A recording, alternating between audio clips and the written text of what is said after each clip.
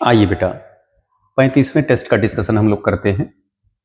Clear? 46 से question start होगा। जैसा कि आपको पता ही है कि फुल लेंथ टेस्ट जो आपका हो रहा है उसमें केमिस्ट्री के क्वेश्चंस 46 नंबर से स्टार्ट होते हैं। ठीक है, कह रहे हैं कि if 9.9 electron volt energy supply किया जा रहा है, किसे सप्लाई किया जा रहा है? हाइड्रोजन एटम को। ठीक, कह रहे हैं कितने number of spectral lines produce होंगे, बनेंगे। तो पहले तो हम ये जानें कि जो एनर्जी हम प्रोवाइड कर रहे हैं उस एनर्जी से क्या हाइड्रोजन के एटम के अंदर जो इलेक्ट्रॉन ग्राउंड स्टेट में है वो एक्साइट होकर के ऊपर जाएगा। अगर इलेक्ट्रॉन मान लीजिए पहला एक्साइटेशन स्टेट में जाता है, मतलब ग्राउंड स्टेट से उठ करके मान लीजिए सेकंड ऑर्बिट में पहुंचता है, तो वहां तक जाने के लिए इसको मिनिमम कितना एनर्जी चाहिए एक्साइट करने के लिए, एक्साइटेशन एनर्जी। क्लियर? ये n = 1 है, ये n = 2 है। इलेक्ट्रॉन यहां से कूदेगा और यहां जाएगा। जब इलेक्ट्रॉन यहां पहुंचेगा तभी तो ड्रॉप होकर के जब ग्राउंड स्टेट में आएगा तभी तो स्पेक्ट्रल लाइंस जनरेट होंगी। तो यहां से यहां तक जाने में एनर्जी का डिफरेंस क्या है, पहले तो हम ये जाने। भाई इसका अपना E1 होगा, इसका अपना E2 होगा। डेल्टा E जब आप निकालते हैं तो होता है E2 - E1 के, और ये जो डेल्टा E आप निकाल रहे हैं, चाहे आप इसको E2 - E1 कहें और चाहे कहें E फाइनल - E इनिशियल, तो जब आप इसका डेल्टा E निकालते हैं तो इसकी वैल्यू होती -13.6 1 अपान इनिशियल स्क्वायर -1 अपान फाइनल ऑर्बिट का स्क्वायर। क्लियर? अगर ये पहला ऑर्बिट से निकल करके दूसरे ऑर्बिट में जा रहा है तो इसको हम N1 कह सकते हैं, इसको हम N2 कह सकते हैं। ठीक है, तो यहां से यहां तक में एनर्जी का डिफरेंस कितना होना चाहिए, यानी फर्स्ट से अगर सेकंड एक्साइटेड स्टेट में जाएगा, फर्स्ट ऑर्बिट से निकलकर सेकंड ऑर्बिट में अगर ये कूद कर जाएगा तो इसको मिनिमम कितनी एनर्जी चाहिए, क्योंकि यहां तक जाएगा तब कम से कम एक स्पेक्ट्रल लाइंस जनरेट होंगे। तो अब जब आप यहां डेल्टा E निकालोगे ये होगा बेटा 13.6 1 अपान ये पहला ऑर्बिट है माइनस मिनिमम हम सेकंड ऑर्बिट में ले जा रहे हैं इसको, ये हो जाएगा 2 का स्क्वायर 13.6 1 - 1/4 इक्वल टू होगा 13.6 इंटू 3/4, ये आएगा 10.2 इलेक्ट्रॉन वोल्ट। इतना इलेक्ट्रॉन वोल्ट। जरा बताइए इनको एनर्जी चाहिए पहले ऑर्बिट से यानी ग्राउंड स्टेट से निकल करके सेकंड ऑर्बिट में जाने के लिए मिनिमम कितनी एनर्जी इनको चाहिए? इनको 10.2 इलेक्ट्रॉन वोल्ट चाहिए। ओके, तो अब जरा ध्यान से आप देखें, आप इसको एनर्जी दे कितना रहे हैं? 9.9 इलेक्ट्रॉन वोल्ट, और इसको चाहिए कितना? 10.2 इलेक्ट्रॉन वोल्ट। कम से कम एक स्पेक्ट्रल लाइट बनाने के लिए, एक एक्साइटेशन के लिए। तो जरा बताइए अगर आप 9.9 इलेक्ट्रॉन वोल्ट दे रहे हैं तो क्या इलेक्ट्रॉन एक्साइट होगा, कूदेगा? नहीं साहब। इसका मतलब जब वो कूदेगा ही नहीं तो स्पेक्ट्रल लाइन भी जनरेट नहीं होंगे, तो इसमें क्या हो जाएगा? Zero spectral lines produced. स्पष्ट? या आप ऐसे निकाल लेते, पहले ऑर्बिट का जो एनर्जी है, दूसरे ऑर्बिट का जो एनर्जी है, दोनों का क्या निकाल लीजिए? डिफरेंस, यानी इतनी एनर्जी इनको चाहिए। ऐसे भी आप निकाल सकते थे। आइए इसके बाद हम लोग दूसरे क्वेश्चन पे आ जाएं। कह रहे the electronegativity follows the order. ये तो वेरी सिंपल सवाल है, बिल्कुल आसान क्वेश्चन। कैसे? भाई सबसे ज्यादा इलेक्ट्रोनेगेटिविटी किसकी होती है? फ्लोरीन की होगी। ठीक है, फ्लोरीन की होगी। फिर उसके बाद ऑक्सीजन की। क्लोरीन और ब्रोमीन में क्लोरीन की ज्यादा होती है और ब्रोमीन की कम होती है।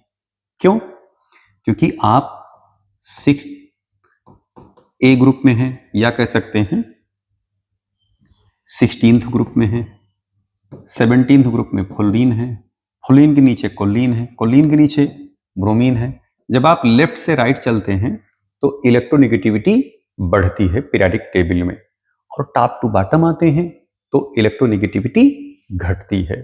तो अब अगर आप इसमें आर्डर देखें तो सबसे ज्यादा ऑक्सीजन का, सबसे ज्यादा फ्लोरीन का, फिर ऑक्सीजन का, फिर क्लोरीन का, और फिर ब्रोमीन का। वेरी वेरी सिंपल क्वेश्चन, बिल्कुल आसान सवाल ही पूछा गया था इसमें, पहला ऑप्शन करेक्ट हो जाएगा।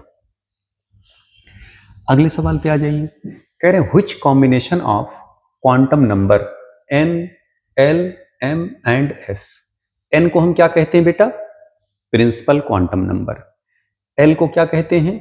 Azimuthal quantum number. m को क्या कहते हैं हम?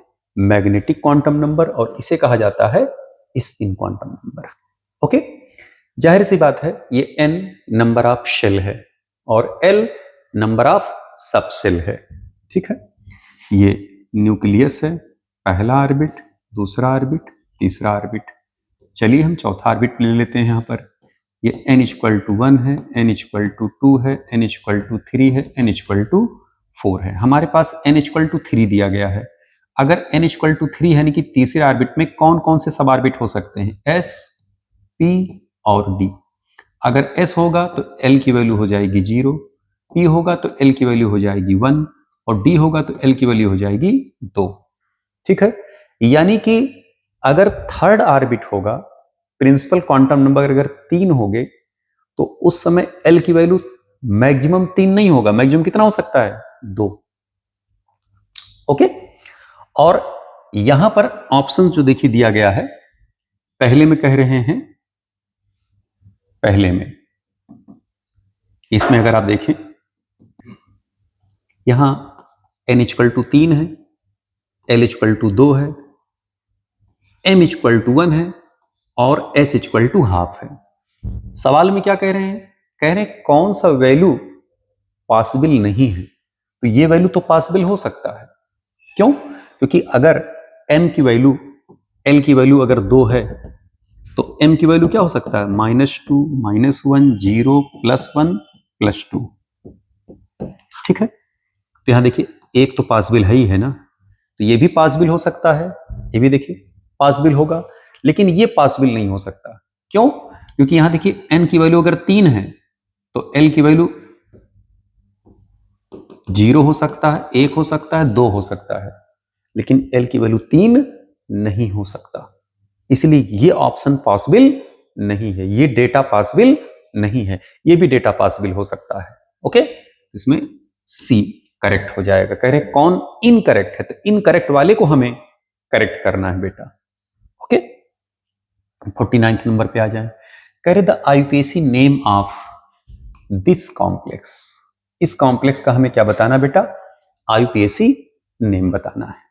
जरा यहां देखना, यह है K2 Cr Cn twice O2 O2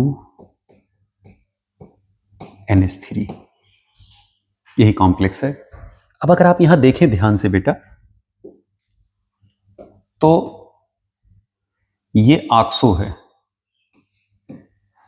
इसके ऊपर 2 नेगेटिव चार्ज होता है, चाहे इसे ऑक्सो कहें या ऑक्साइडो कहें, इसे चाहे आप साइनो कहें या साइनाइड कहें या साइनाइडो कहें।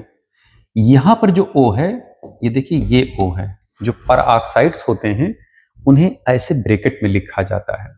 तो जरा बताइए, एक पर ऑक्साइड है कि 2 पर ऑक्साइड है? एक ही तो पर ऑक्सो ग्रुप है, और पर ऑक्सो में ऑक्सीडेशन नंबर प्रत्येक ऑक्सीजन का कितना होता है? -1 -1, और यह अमोनिया है, इसका चार्ज हो गया 0। यहां पर एक पर -1 तो 2 हैं, तो ये -2 चार्ज कैरी करेगा इतना। इस पर देखिए एक पर -2 है तो 2 है तो कितना हो जाएगा? -4। एक पर -1 है तो 2 होंगे -2। अब जरा ध्यान दीजिएगा, -2 -4 -2 टोटल कितने हो गए? यहां पर ये -8 चार्ज हो गया। अब इस दोनों पर +8 चार्ज आएगा तब साल्ट न्यूट्रल होगा। तो यहां पर अगर आप देखें, इसका +1 था, पोटेशियम +1 है तो 2 हैं, तो +2। तो अब क्रोमियम के कितना होगा, +6 ऑक्सीडेशन नंबर।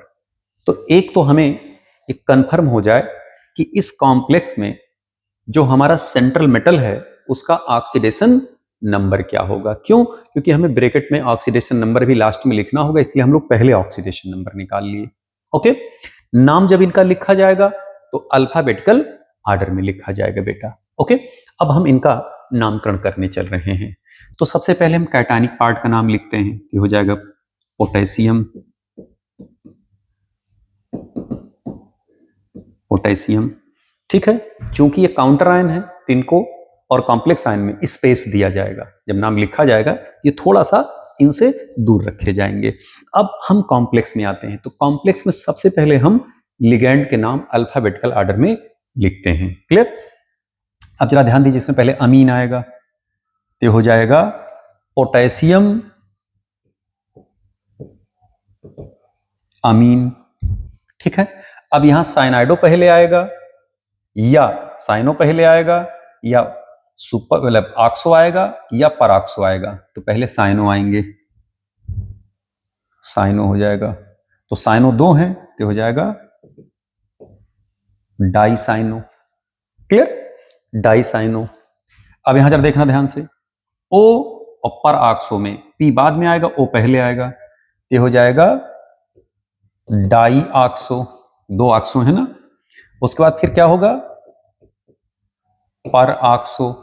फिर लिखा जाएगा क्रोमियम, लेकिन क्रोमियम इसलिए नहीं लिखा जाएगा क्योंकि ये एनायनिक स्फीयर में है, ये कैटायन है, ये पूरा कॉम्प्लेक्स हमारा एनायन बन जाएगा। तो जब एनायनिक स्फीयर में मेटल होता है तो उसके नाम के अंत में एट लगता है, तो हम इसे कहेंगे पर ऑक्सो क्रोमेट। और ऑक्सीडेशन नंबर कितना हो जाएगा भैया, 6। अब ये मैच कराइए किससे ये नाम मैच कर रहा है। पहले पढ़िए, पोटेशियम अमीन डाइसाइनो, पोटेशियम अमीन डाइसाइनो, डाई ऑक्सो, पर ऑक्सो। ये नाम सही हो जाएगा पहला, इसमें पहला नाम करेक्ट हो जाएगा। नीचे के 3 नाम ये गलत होंगे, चेक कर लीजिएगा आप इसको बेटा। अगला देखें क्वेश्चन, कह रहे match the compound in list 1 their pKb in list 2। इधर जो हमें बेसिस दिए गए हैं, ऑर्गेनिक बेसिस, इनका हमें पीकेबी वैल्यू दी गई है। पहले तो आप जान लें कि केबी इनवर्सली प्रोपोर्शनल टू किसके होता है बेटा, पीकेबी के। यानी जिस बेस की बेसिक स्ट्रेंथ जितनी ज्यादा होगी उसकी पीकेबी वैल्यू उतनी ही कम होगी। मींस कि जिस बेस की बेसिक स्ट्रेंथ सबसे ज्यादा उसकी पीकेबी वैल्यू सबसे कम होगा। हमें पीकेबी वैल्यू मैच कराना है।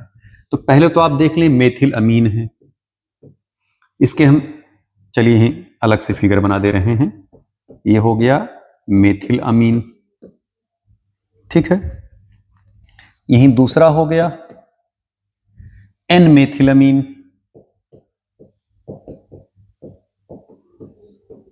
एन मेथिलमीन। तीसरा हो गया एन एन डाइमेथिलमीन,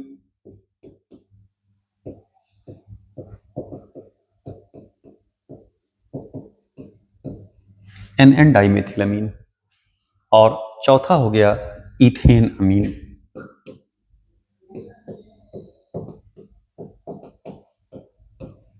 इथेन अमीन। क्लियर? अब जरा ध्यान से आप देखें, यह है प्राइमरी अमीन, यह भी है प्राइमरी अमीन, ठीक है। यह है सेकेंडरी अमीन और यह है टर्शियरी अमीन। सबको यह बात पता है कि सबसे ज्यादा जो बेसिक स्ट्रेंथ होती है वो सेकेंडरी अमीन की होती है। क्लियर? तो इसमें सबसे ज्यादा जो बेसिक स्ट्रेंथ निकल करके आएगा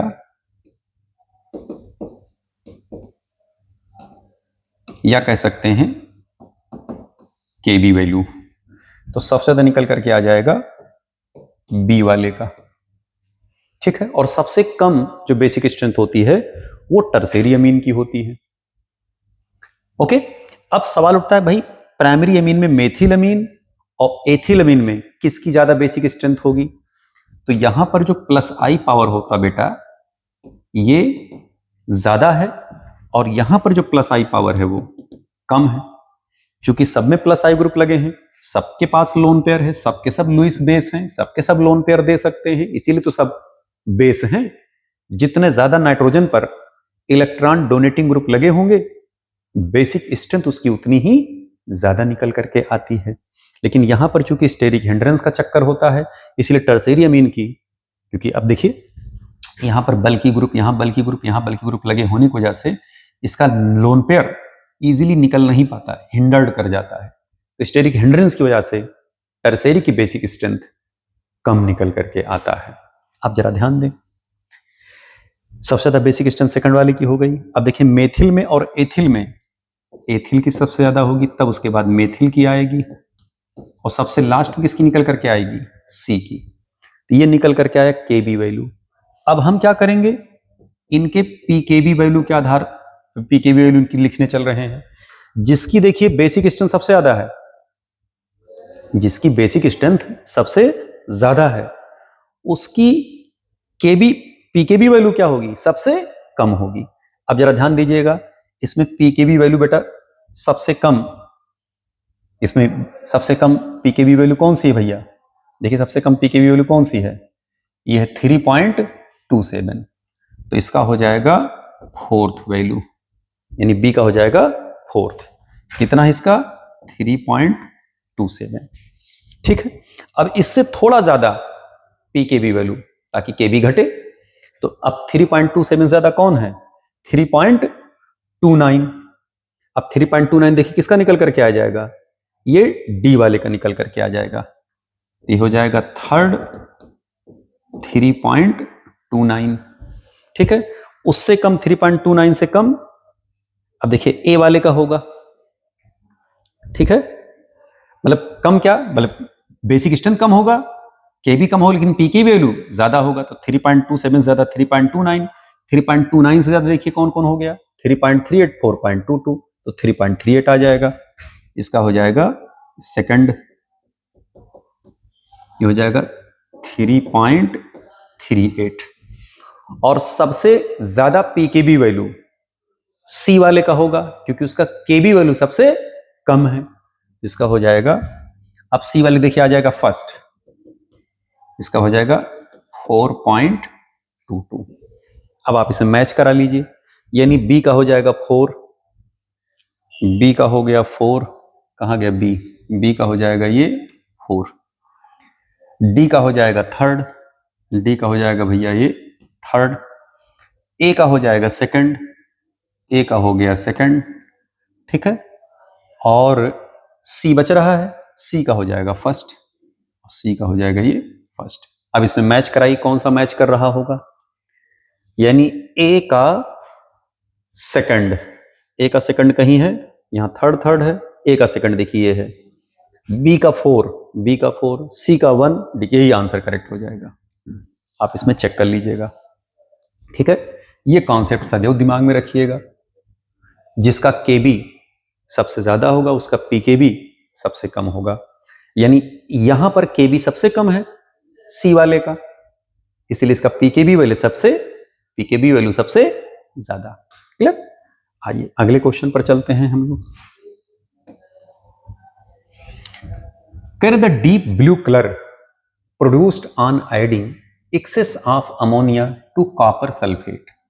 पहले तो आप ये जान लें कि कॉपर सल्फेट में कॉपर का ऑक्सीडेशन नंबर कितना है, +2 है। अब जब ये अमोनिया से कॉम्प्लेक्स बनाएगा बेटा, तो ये बनाएगा कॉपर NH3 4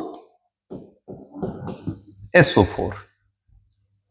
कोऑर्डिनेशन नंबर जो कॉपर का होता है ये जनरली 4 होता है, और जो ऑक्सीडेशन नंबर यहां कार्बन का होगा वही ऑक्सीडेशन नंबर यहां पर भी कॉपर का होगा।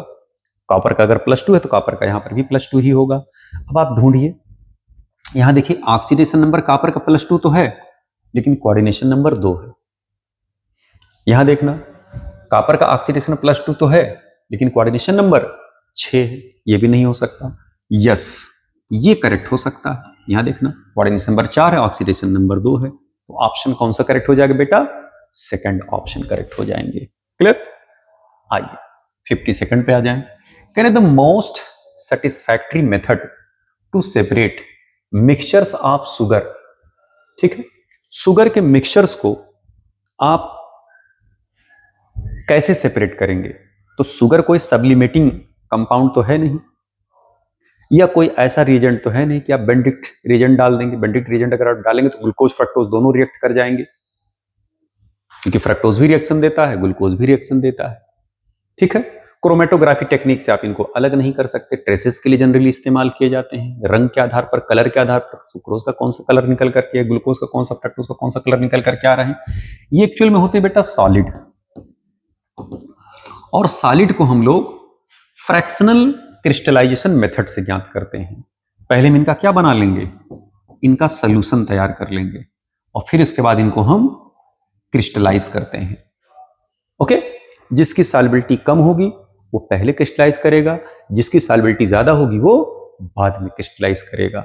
तो फ्रक्टोज और ग्लूकोज के सॉल्युबिलिटीज पानी में अलग अलग हैं, अलग अलग क्रिस्टल बनाएंगे, तो इनका फ्रैक्शनल क्रिस्टलाइजेशन मेथड से भी इनको हम सेपरेट कर सकते हैं। क्लियर?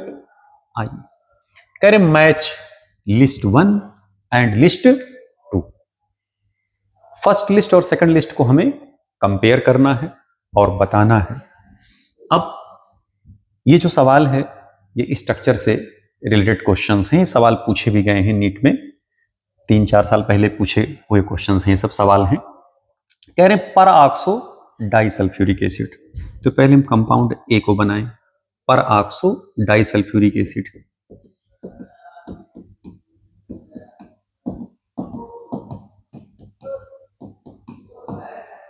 ये हो गया पर ऑक्सो डाइसल्फ्यूरिक एसिड। बी वाला कंपाउंड देखें, कह रहे हैं सल्फ्यूरिक एसिड, बल्कि यही बना लेते हैं,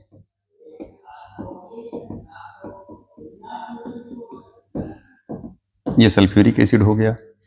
सी वाला कंपाउंड ही बना लें, कह रहे हैं पायरोसल्फ्यूरिक एसिड, ये है H2H2O8, ये है H2SO4, ये है H2H2O7। ये सब बेटा पढ़ाया गया है आपको, अब आप बिल्कुल भूल जाएं तो बात ही अलग है। और डी वाला कंपाउंड देखें, ये है सल्फ्यूरस एसिड, H2SO3,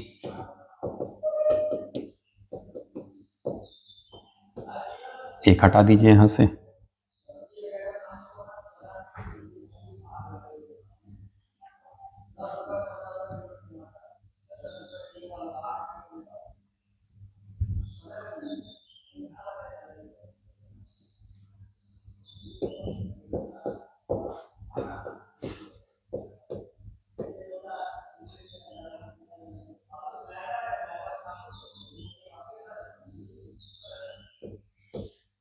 ठीक है। अब कह रहे हैं कि पर ऑक्सो डाइसल्फ्यूरिक एसिड ए किससे मैच कर रहा होगा।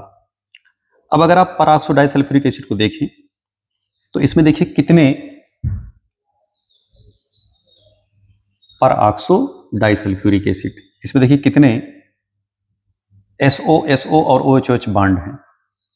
तो अगर आप यहां पर देखें ध्यान से बेटा, इसमें देखिए 2SOH बॉन्ड, देखिए S से साथ OH और S के साथ OH, तो इसके पास 2SOH बॉन्ड है, या बल्कि यहां से आप मिलाइए, कह रहे 2SOH और 4SO 1SOS। जरा देखना ध्यान से, 1SOS बॉन्ड किसमें है? इस वाले में है, इसका मतलब कि इस वाले का C करेक्ट हो जाएगा। ठीक है, इस वाले का C करेक्ट हो जाएगा, यानी इस वाले से C मैच कर गया।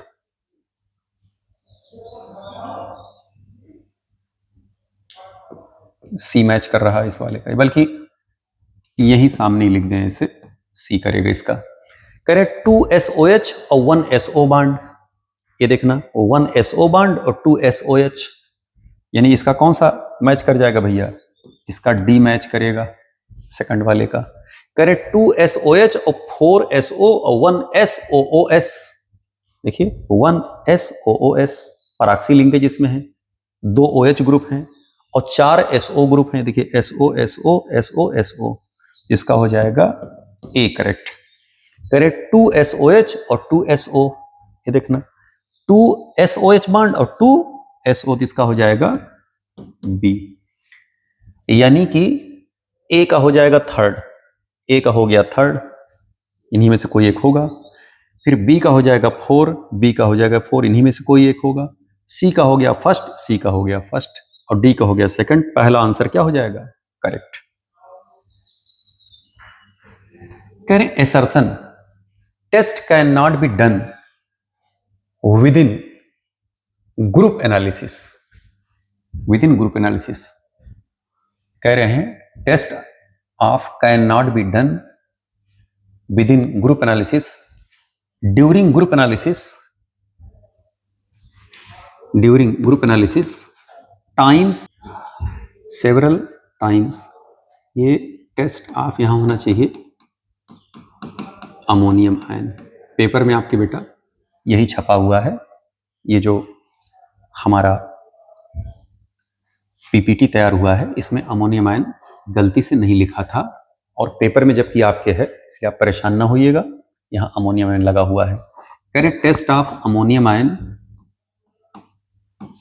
Can not be done within group. ये बात पूछना चाह रहे हैं कि साहब जो अमोनियम आयन है इसका टेस्ट हम किसी ग्रुप में नहीं करते, जैसे बेसिक रेडिकल को हम first second third fourth fifth sixth group तक हम इसको बांट रखे हैं, अमोनियम आयन के लिए हम कोई ग्रुप नहीं रखे हैं। अमोनियम आयन के लिए हम 0 ग्रुप रखते हैं, एक अलग ग्रुप ही उसके लिए बना दिया गया है। सवाल उठता है भाई अमोनियम आयन के लिए क्यों कोई ग्रुप नहीं रखा गया?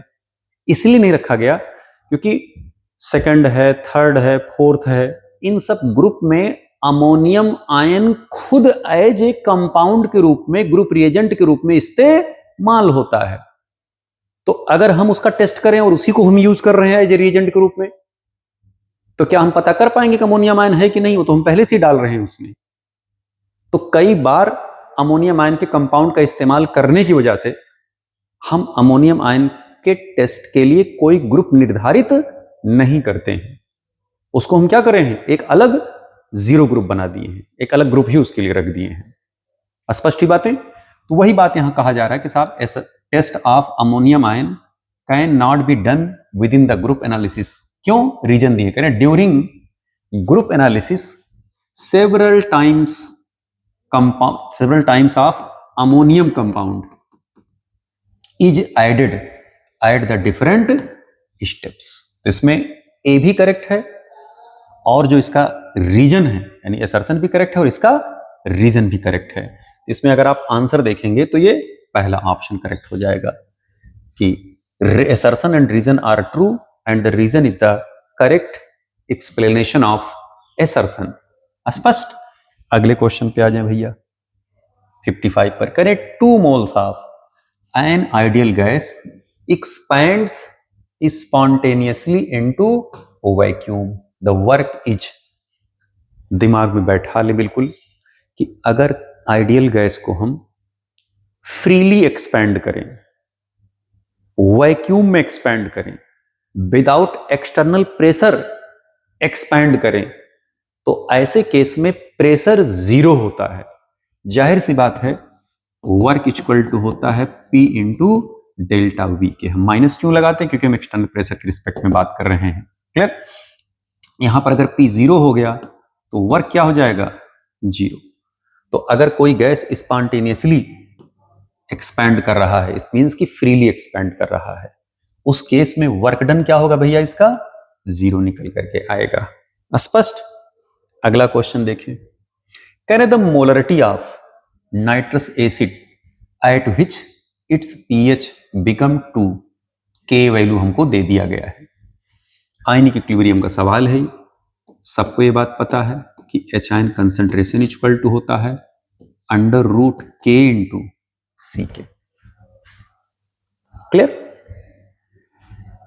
यहां पर pH हमको दिया गया है 2, तो H आयन कंसंट्रेशन हमारा कितना निकल करके आ जाएगा भैया 10⁻²। तो यहां हम रख देंगे 10⁻², अंडर रूट ये हो जाएगा 4.5 इंटू 10⁻⁻4 इंटू C। तो जब आप यहां से C निकालोगे, या अगर आप 4.5 इंटू 10⁻⁻4 इंटू C करेंगे तो हो जाएगा 10⁻², का स्क्वायर। तो ये कटा और ये कटे यहां से, ठीक है। तो यहां से जब आप C निकालोगे तो C निकल करके आएगा 0.22 मोलर। क्लियर? 0.22 मोलर। तो आंसर इसमें कौन सा निकल करके आ जाएगा भैया 0.22 मोलर। स्पष्ट? अगला देखें जरा, अगले क्वेश्चन पे आ जाएं। अगले क्वेश्चन पर कह रहे match the character mentioned in list 2 with the process of list 1। आपको यहां पर कुछ रिएक्शंस दिए गए हैं। कह रहे साहब ये O है, इसमें एक इलेक्ट्रॉन ऐड किया जा रहा है, ये O- में जा रहा है, ये इलेक्ट्रॉन गेन कर रहा है, और इलेक्ट्रॉन गेन एंथैल्पी इसका कैसा होगा निगेटिव। तो डेल्टा H इसका कैसा हो जाएगा भैया निगेटिव, और प्रोसेस कैसा हो जाएगा एक्सोथर्मिक। इट मींस कि इसका जो इसमें से जो मैच कर रहा होगा, पहली चीज तो इसका हो जाएगा Q, और प्रोसेस कैसा है एक्सोथर्मिक, यानी A का Q और R होगा, ठीक है। अब इसमें जरा चेक करिए, A का Q और R इसमें दिया गया है और Q और R इसमें दिए गए हैं। अब B में जरा आ जाइए। अब इसके ऊपर निगेटिव चार्ज है बेटा, जब आप इसको इलेक्ट्रॉन ऐड करोगे तो क्या इलेक्ट्रॉन लेना चाहेगा? नहीं साहब, नहीं लेना चाहे, क्योंकि ऑलरेडी इसके ऊपर इलेक्ट्रॉन डेंसिटी हाई है, तो हमें एनर्जी देनी पड़ेगी। इट मींस कि ये प्रोसेस एंडोथर्मिक होगा और इसका डेल्टा H पॉजिटिव होगा। तो पॉजिटिव देखिए ये है, इसका हो जाएगा P, और प्रोसेस हो गया एंडोथर्मिक, इसका हो जाएगा S। तो भैया जो B होगा, B वाले को होगा P और S। ये देखिए यहां करेक्ट हो रहा है, ये वाला मैच करने जा रहा है ऑप्शन, ठीक है। अब सोडियम को देखिए निगेटिव मिल रहा है, और इसमें से सोडियम से क्या कर रहे हैं आप इलेक्ट्रॉन बाहर निकाल रहे हैं, ठीक है। तो जब आप बाहर निकालोगे इलेक्ट्रॉन तो हमें एनर्जी क्या है देनी पड़ेगी ना। जब एनर्जी आपको देनी, थोड़ा ही एनर्जी चाहे देना पड़ेगा, एनर्जी देना पड़ेगा कि इलेक्ट्रॉन बाहर पुल आउट करने के लिए। तो इसका जो प्रोसेस होगा वो एंडोथर्मिक होगा और पॉजिटिव भी होगा। इसका देखिए S होना चाहिए C का, ये देखिए C का S दे रहे हैं यहां पर। कह रहे Mg+ है, इसको एक इलेक्ट्रॉन चाहिए, अगर इसको एक इलेक्ट्रॉन मिल जाए, ठीक है, तो अपने ये Mg में कन्वर्ट हो जाएगा। अब अगर आप देखें तो ये क्या है इलेक्ट्रॉन गेन इंथैल्पी, और इलेक्ट्रॉन गेन इंथैल्पी को अगर आप देखते हैं तो ये प्रोसेस एक्सोथर्मिक होता है, और डेल्टा H इसका कैसा होता है निगेटिव। इसका फिर क्या हो जाएगा, ये हो जाएगा Q और ये हो जाएगा R। यहां देखना Q और R, तो आंसर कौन सा करेक्ट हो जाएगा इसमें D करेक्ट हो जाएगा बेटा। ओके, अगले क्वेश्चन पे आ जाए। कह रहे हैं X-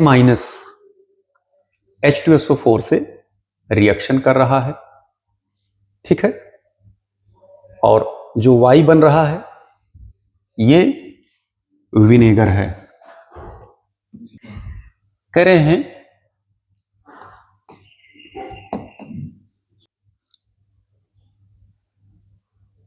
X- H2SO4 से रिएक्शन कराया जा रहा है, यहां पर Y कंपाउंड बन रहा है और इसका स्मेल विनेगर लाइक है।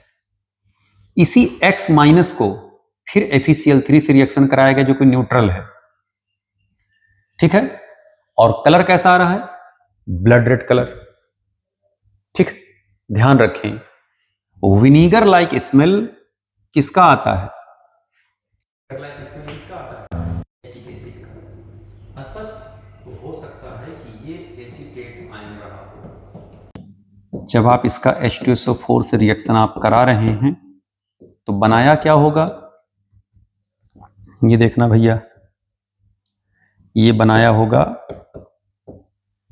सल्फेट आयन, बाइसल्फेट आयन, और साथ में acetic acid. Vinegar like smell, vinegar like smell क्या, विनेगर है ही है, ठीक है। और इसी X माइनस का यानी एसीटेट आयन का जब रिएक्शन हम न्यूट्रल FeCl3 से कराते हैं, न्यूट्रल मतलब हम इसका एक्वस FeCl3 नहीं लेंगे, अल्कोहलिक लेकर के चल रहे हैं, क्लियर, ताकि ये हाइड्रोलाइज ना करे। पानी में लेंगे तो पानी में हाइड्रोलाइज कर जाएगा। तो अब FeCl3 के साथ जब इसका रिएक्शन कराओगे तो बनाएगा क्या, ये CH3COO thrice Fe, iron acetate, और साथ में कोलाइड आयन बाहर आ जाएगा। और ये जो रंग आता है ये ब्लड रेड कलर होता है। इसका मतलब कि इसमें जो X माइनस है वो कौन सा आयन रहा होगा, एसीटेट आयन रहे होंगे, क्लियर। 59 नंबर क्वेश्चन में आ जाए, कह रहे the correct order of ionic radii of yttrium ion, lanthanum ion, europium ion, lutetium ion, इनके एटॉमिक नंबर्स दे दिए गए हैं बेटा, ठीक है। इनका 57 है, 63 है और इसका 71 है, क्लियर बात। तो सबसे ज्यादा जो एटॉमिक नंबर है वो 71 का है। तो जैसे जैसे एटॉमिक नंबर बढ़ते हैं साइज क्या होती है, घटती जाती है। तो अगर हम साइज देखें तो ल्यूटीशियम की साइज छोटी होगी, ठीक है। उसके बाद यूरोपियम की साइज निकल करके आएगी, उसके बाद निकल करके आएगा लैंथेनम की साइज, ठीक है।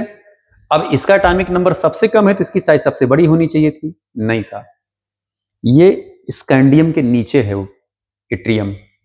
स्कैंडियम के नीचे का मतलब ये हुआ कि ये 4th पीरियड का हुआ, 4th पीरियड नहीं बल्कि 5th पीरियड का हो गया ये, ठीक है। जाहिर सी बात है ये 5th पीरियड के हैं और ये सब 6th और 6th वाले हैं, तो इनकी साइज सबसे छोटी होगी। ये डी ब्लॉक, ये सब एफ ब्लॉक वाले हैं, ये हो जाएगा।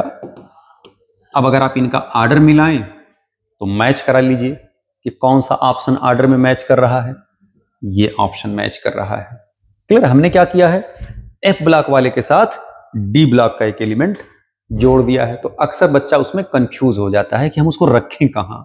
जाहिर सी बात है कि नंबर ऑफ ऑर्बिट अगर कम होंगे तो साइज कम होगी, इनके नंबर ऑफ ऑर्बिट ज्यादा, इनके नंबर ऑफ ऑर्बिट्स कम है, क्लियर। 60th नंबर क्वेश्चन देखें, 60वां सवाल, कह रहे हैं allylic and vinylic chloride respectively are. Allylic कौन से होते हैं, ऐसे कार्बन से हैलाइड लगा हो जो कार्बन डबली बॉन्डेड कार्बन से अटैच हो, ये हो गया एलिलिक। और ऐसे कार्बन से हैलाइड लगा हो जो जस्ट डबली बॉन्डेड से लगे हों, यानी डबल बॉन्डेड कार्बन से अगर डायरेक्ट हैलाइड लगा है तो ये कहलाता है विनाइलिक। और डबल बॉन्डेड कार्बन के बगल वाले कार्बन से अगर हैलाइड लगा है तो उसे हम कहते हैं एलिलिक। तो अब आप इसमें ढूंढिए, अगर आप यहां ध्यान से देखें बेटा तो एलिलिक इसमें कौन सा हो जाएगा, देखना जरा ध्यान से। ये जो Cl है ये इस कार्बन से लगा, इसके बगल में देखिए डबल बॉन्ड है, लेकिन ये अलग केस है, इसको बोलते हैं बेंजाइलिक ग्रुप। इस वाले ग्रुप इतने बोलते हैं बेंजाइलिक ग्रुप, इसको बेंजाइल बोलते हैं। आप यही जान लें, इसको बेंजाइल ग्रुप बोलते हैं, इसको एलिल ग्रुप बोलते हैं, इसको विनाइल ग्रुप बोलते हैं। बेंजाइल, एलिल, विनाइल ग्रुप, तो ये बेंजाइल ग्रुप हो गया। हां ये देखना, ये कोई बेंजाइल तो है नहीं, डब्ल्यू बॉन्डेड के बगल वाले कार्बन से हैलाइड लगा है, डब्ल्यू बॉन्डेड बगल वाले कार्बन से हैलाइड लगा है, तो ये एलिलिक हो जाएगा, तो ये एलिलिक हैलाइड हो गया। और जस्ट डब्ल्यू बॉन्डेड से देखिए लगा हुआ है, इसे हम क्या कहेंगे, विनाइल। तो इसमें आंसर कौन सा करेक्ट हो जाएगा, सेकंड, क्लियर। अगला देखें जरा, कह रहे द के ऑफ वीक एसिड इज 10⁻⁻⁶। कह रहे calculate equilibrium constant of this reaction. ये जो रिएक्शंस दिया गया है, साइनाइड आयन पानी से रिएक्शन करके HCN बना रहा है और OH आयन रिलीज हो रहा है। ये एक्चुअल में साइनाइड आयन का क्या हो रहा है, हाइड्रोलिसिस। साइनाइड आयन क्या कर रहा है, हाइड्रो को तोड़ करके H एक्सेप्ट कर रहा है और OH आयन को मुक्त कर दे रहा है, मीडियम बेसिक हो जा रहा है। और जब हाइड्रोलिसिस होता है तो उसके कांस्टेंट को हम लोग KH बोलते हैं, और KH इक्वल टू होता है KW अपान राइट साइड में जो भी वीक इलेक्ट्रोलाइट बन रहा होगा। अगर वीक एसिड बन रहा है तो KW को हम K से डिवाइड करते हैं, अगर वीक बेस बन रहा होगा तो हम KB से डिवाइड करते हैं। तो यहाँ हो जाएगा KW अपान K। KW की वैल्यू होती है 10⁻⁻14 और K की वैल्यू दी गई है आपको, कितनी दी गई है, 10⁻⁻6। तो निकल कितना आ जाएगा भैया, 10⁻⁻8। इसमें देखिए आंसर कौन सा करेक्ट हो जाएगा, C। स्पष्ट। कह रहे compound which does not react with benzene sulphonyl chloride. ये है बेंजीन सल्फोनिल क्लोराइड।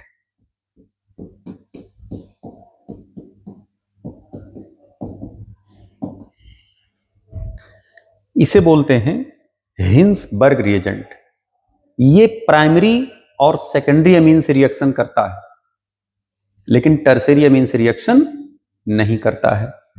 ये है HNH+, ये है प्राइमरी अमीन। यहीं से बॉन्ड टूट जाता है, इसको Cl लेके भागता है, कंपाउंड देखिए बन करके आते हैं बेटा।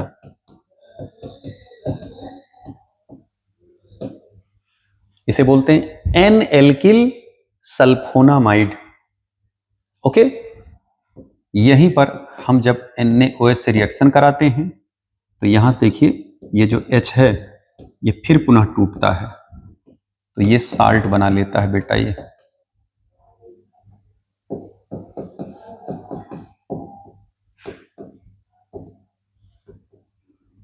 और ये क्या हो गया, सॉल्युबल हो गया।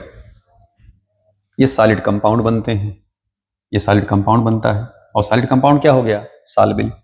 यहीं पर अगर हम सेकेंडरी अमीन लेकर के चलें तो जरा ध्यान दीजिएगा, ये सॉलिड कंपाउंड बनाएगा तो, लेकिन आगे NaOH में सॉल्युबल नहीं होंगे।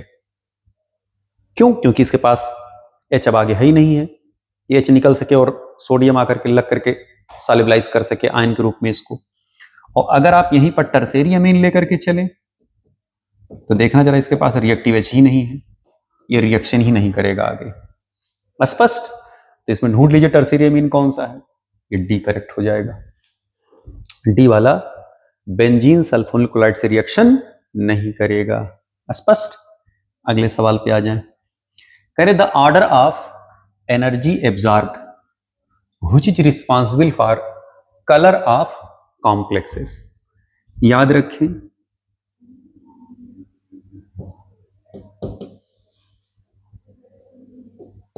एनर्जी ऑफ एब्जॉर्प्शन, या सीधे कह सकते हैं एब्जॉर्प्शन एनर्जी। डायरेक्टली प्रश्न किसके होगा भैया, स्ट्रेंथ ऑफ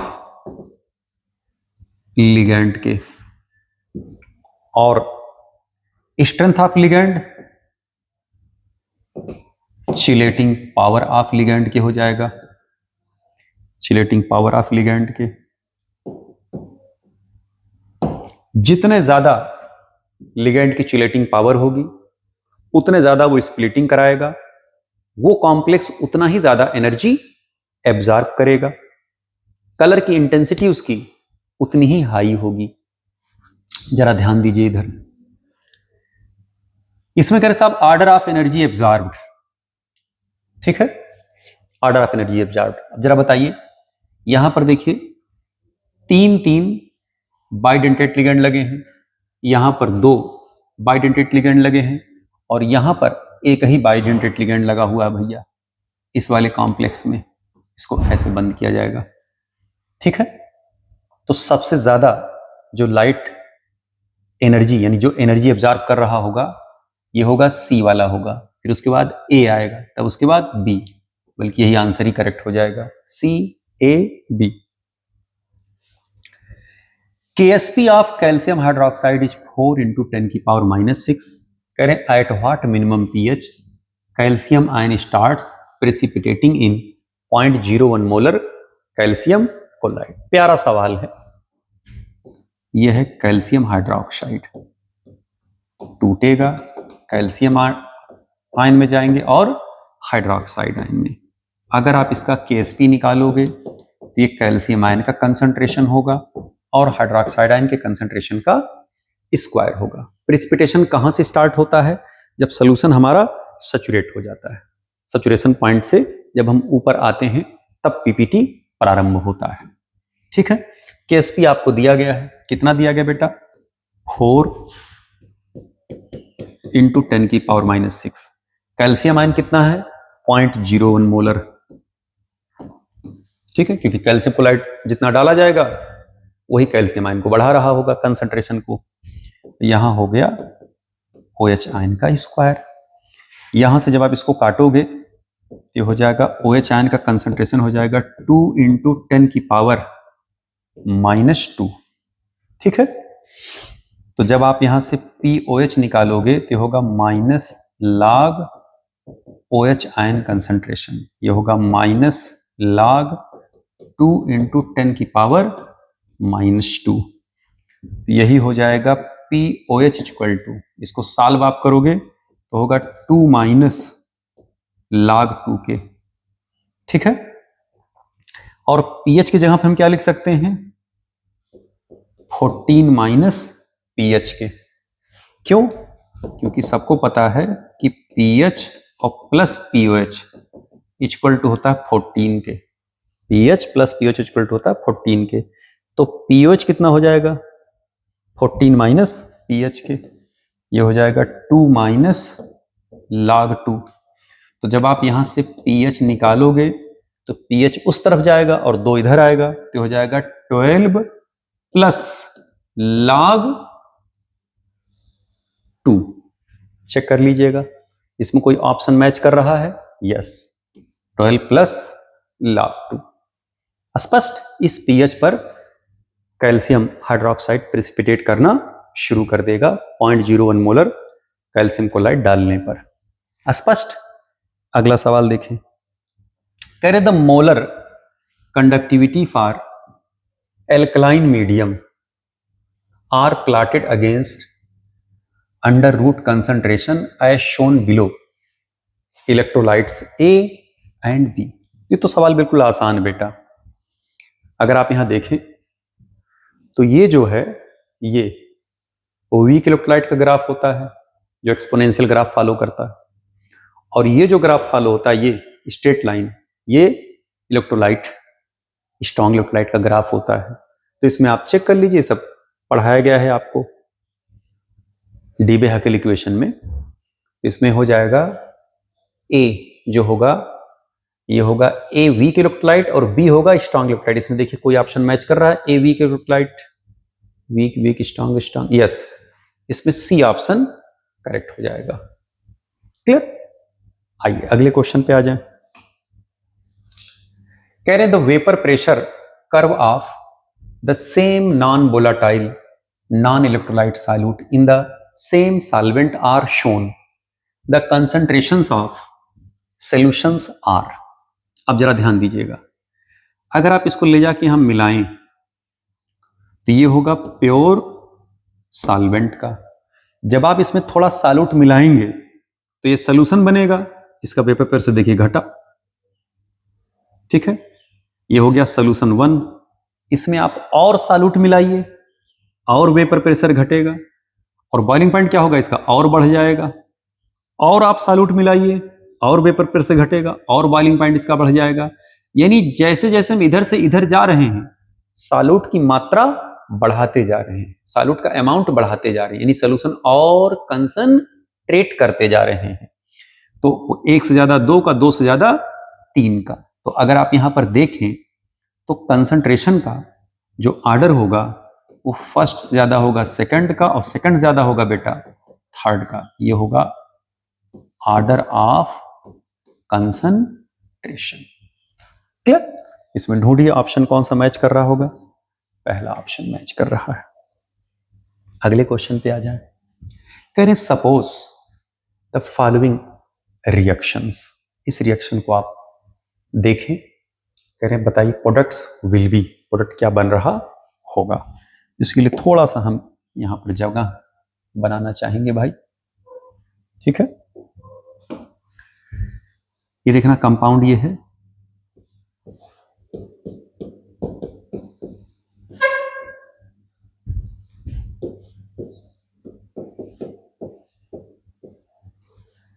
यहां पर जो कंपाउंड बनकर क्या रहा होगा बेटा, ये एल्डिहाइड बनेगा।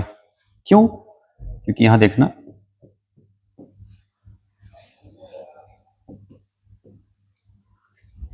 ये कार्बन मोनोऑक्साइड है, यहां से ये AlCl3Cl को पकड़ेगा, H आयन निकल के बाहर आएंगे। ये H क्या करेगा, आकर के ही चुपचाप लगेगा H, ये बना क्या HC, ठीक है। ये क्या करेगा, ऑक्सीजन अपना लोन पेयर फिर वापस लेगा। जब अपना लोन पेयर वापस लेगा बेटा ये, तो सिचुएशन देखिए क्या बनकर क्या है, HCO, इसके लोन पेयर दोनों अपने पास आ गए। इस पे आ गया पॉजिटिव चार्ज। यही इलेक्ट्रोफाइल जाएगा क्या करने, अटैक करने। तो जब ये इलेक्ट्रोफाइल अटैक करेगा देखिए CHO आकर के लगा यहां।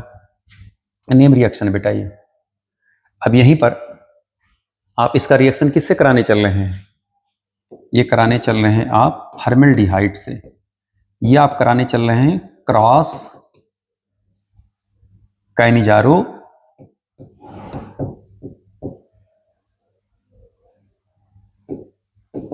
रिएक्शन।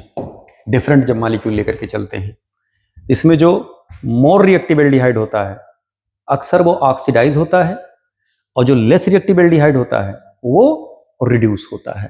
तो ये रिड्यूस होंगे, तो जब ये रिड्यूस होंगे बेटा तो बनाएंगे CH2OH, और ये अगर ऑक्सीडाइज होगा ये बनाएगा साल्ट, चूंकि NaOH का है तो यहां पर Na लग जाएगा। अब आप ढूंढिए इसमें कोई ऑप्शन मैच कर रहा है। इसमें देखिए, इसमें ऑप्शन मैच कर रहा है सेकंड, ये ऑप्शन सेकंड मैच कर रहा है। देखिए बेंजाइल अल्कोहल हुआ और सोडियम फॉर्मेट हुए, इसका बी ऑप्शन करेक्ट हो जाएगा। अगले क्वेश्चन पे आ जाएं। कह रहे हैं in which of the following molecule orbital of different principal quantum number are used. अगर आप यहां देखें तो यहां पर हाइब्रिडाइजेशन sp3 है, यहां पर हाइब्रिडाइजेशन sp3d2 होगा, और यहां पर भी आउटर ऑर्बिटल हाइब्रिडाइजेशन हो रहा है, यहां पर भी आउटर ऑर्बिटल हाइब्रिडाइजेशन हो रहा है। यहां पर तो sp3d3 हो जाएगा, और ये सब बाहरी के ही ऑर्बिट के सेल इन्वॉल्व हो रहे होंगे। ये इनर ऑर्बिटल हाइब्रिडाइजेशन शो कर रहा है, इनर ऑर्बिटल हाइब्रिडाइजेशन शो कर रहा है। यहां हाइब्रिडाइजेशन होगा dsp2, तो ये वाले तो हुए 4s और 4p इन्वॉल्व हो रहा है, और यहां पर इन्वॉल्व हो रहा है 3d। और ये इनर ऑर्बिटल हाइब्रिडाइजेशन क्यों शो कर रहा है, क्योंकि प्लेटिनम के साथ जो क्लोरीन है ये स्ट्रॉन्ग फील्ड लिगेंड की तरह वर्क करता है, और इनर ऑर्बिटल हाइब्रिडाइजेशन में ही जो प्रिंसिपल क्वांटम नंबर है देखिए इसका 4 है और इस वाले का 3 है। तो डिफरेंट प्रिंसिपल क्वांटम नंबर के हाइब्रिडाइजेशंस इन्वॉल्व हो रहे हैं इसमें। आउटर ऑर्बिटल हाइब्रिडाइजेशन में प्रिंसिपल क्वांटम नंबर सेम होता है, इनर ऑर्बिटल हाइब्रिडाइजेशन के केस में प्रिंसिपल नंबर डिफरेंट कर जाता है, प्रिंसिपल क्वांटम नंबर। स्पष्ट? इसमें आंसर कौन सा हो जाएगा, सी।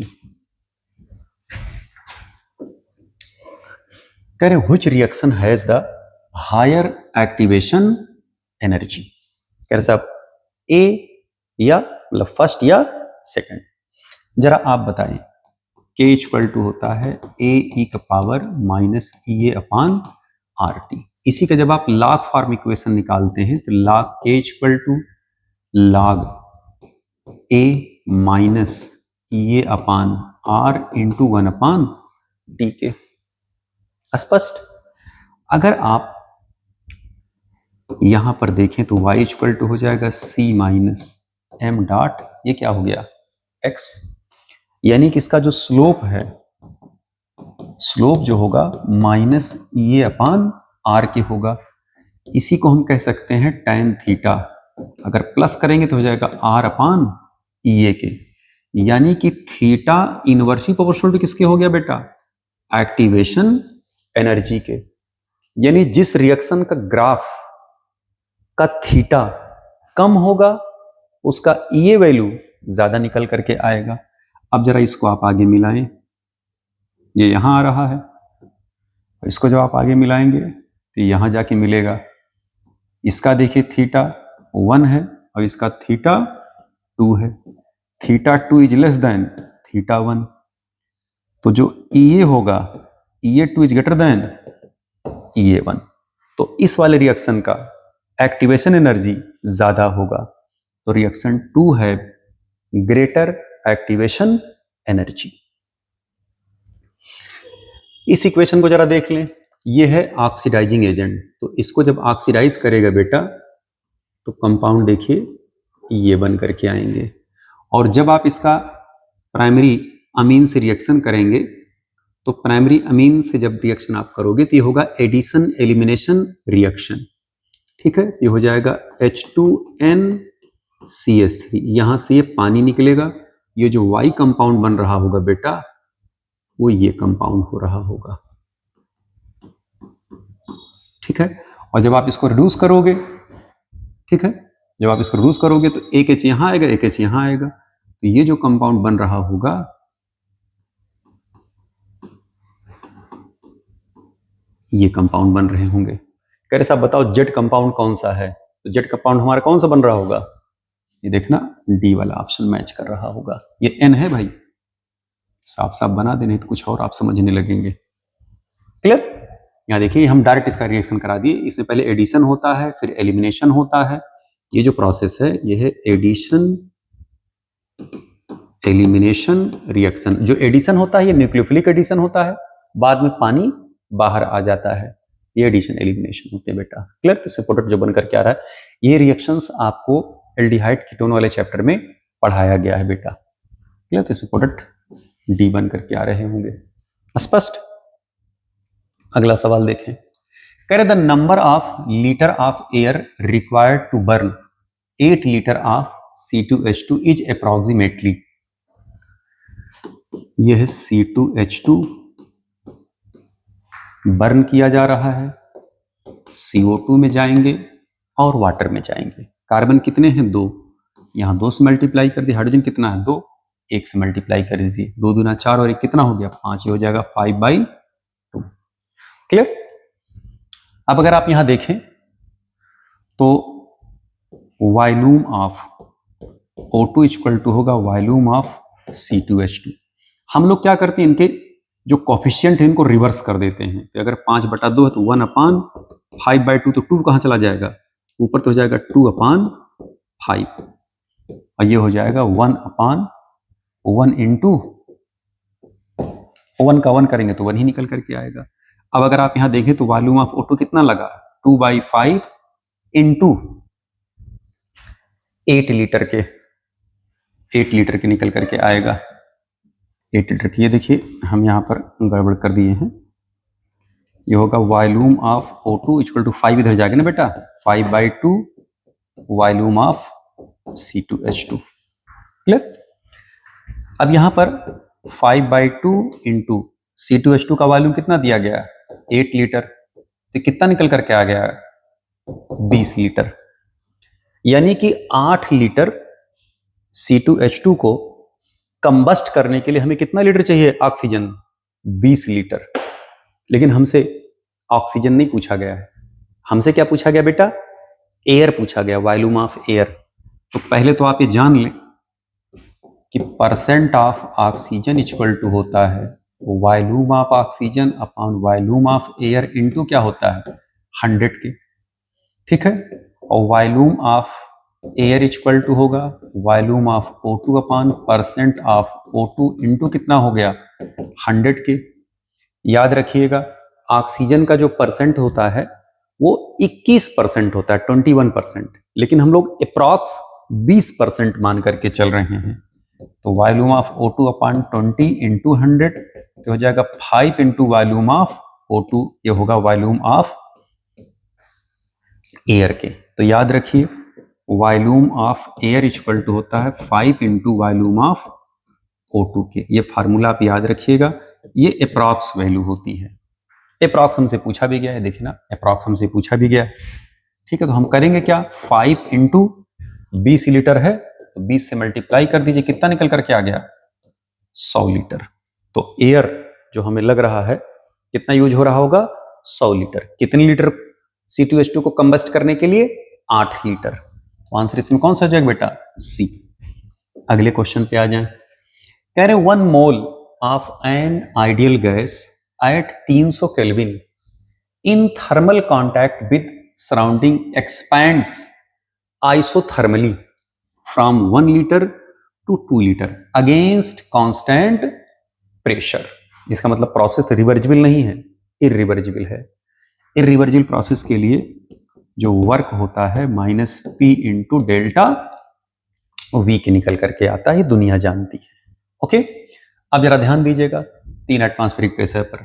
कह रहे in this process the change in entropy of surrounding, ठीक है, सराउंडिंग की एंट्रोपी पूछा गया, ना कि सिस्टम की एंट्रोपी। तो पहले तो आप ये जान लें, अगर ये प्रोसेस आइसोथर्मल है, ठीक है, आइसोथर्मल फार्मूला पढ़ते हैं delta U equal to Q plus W के। तो डेल्टा U क्या हो जाएगा 0, क्यों, प्रोसेस इज आइसोथर्मल। ये जो एक्सपेंशन हो रहा है आइसोथर्मल एक्सपेंशन हो रहा है, temperature through out process constant है। तो जो हमारा Q निकल करके आएगा वो -W के आएगा। तो यहां हो गया माइनस और -P इंटू डेल्टा V के।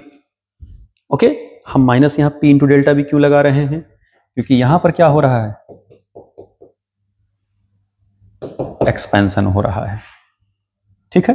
और माइनस ऑलरेडी है, और माइनस या माइनस माइनस क्या हो जाएगा plus P into delta V के हो जाएगा। Q इक्वल टू P कितना दिए हैं 3 एटमॉस्फेयर, वॉल्यूम कितना हो गया 2 - 1 तो हो जाएगा 3 एटमॉस्फेयर लीटर, या Q इक्वल टू हो जाएगा 3 इंटू 101 दशमलव कितना है 3 जूल के, इतना हो जाएगा जूल। तो हो जाएगा 303.9 क्या निकल करके आ गया भैया जूल, ठीक है। ये हीट हमारा निकल करके आया Q। हमसे क्या पूछा जा रहा है, चेंज इन एंट्रोपी। तो जब सिस्टम का आप निकालेंगे तो हो जाएगा Q अपान किसके होगा T के। Q कितना दिया गया है, रखिए ही वैल्यू 303.9 और टेम्परेचर कितना दिया गया है 300, तो 1 पॉइंट कुछ आ रहा होगा। तो डेल्टा S ऑफ सिस्टम ये निकल करके आ जाएगा 1.013, ठीक है। लेकिन हमसे सिस्टम का नहीं पूछा जा रहा है, सराउंडिंग का पूछा जा रहा है। अगर सिस्टम का पॉजिटिव होगा तो सराउंडिंग का नेगेटिव होगा। तो डेल्टा S ऑफ सराउंडिंग, क्योंकि सिस्टम प्लस सराउंडिंग का 0 निकल करके आता है, हो जाएगा -1.013। इतनी वैल्यू निकल करके आ रही होगी। इसमें ढूंढिए, देखिए कोई माइनस में दिया गया वैल्यू, यही है सी, आंसर करेक्ट हो जाएगा। स्पष्ट। The least stable free radical among the following is, ध्यान दीजिएगा, ये प्राइमरी है, ये फ्री रेडिकल है। ये एथिल फ्री रेडिकल था, एथिल, मगर इसको 1 मान ले, इसको 2 माने तो 2 पर क्या लगा, फिर इसे कहेंगे हम 2 फेनिल एथिल फ्री रेडिकल। अच्छा, आईयूपीएसी नाम भी जान लें, नहीं तो आप इसमें भी गड़बड़ करेंगे। ये एक, ये हुआ दो, क्योंकि हमारा क्रिटिकल फंक्शनल ग्रुप माना जाएगा अब, और इससे फेनिल ग्रुप लगा है, तो इसका नाम हो जाएगा 1 फेनिल एथिल फ्री रेडिकल। इसका नाम हो जाएगा बेंजाइल फ्री रेडिकल, या कह सकते हैं फेनिल मेथिल फ्री रेडिकल। ये था मेथिल फ्री रेडिकल था, उसमें फेनिल लग गए हैं, ठीक है। फेनिल मेथिल फ्री रेडिकल, और इसे कहेंगे हम सिर्फ फेनिल फ्री रेडिकल,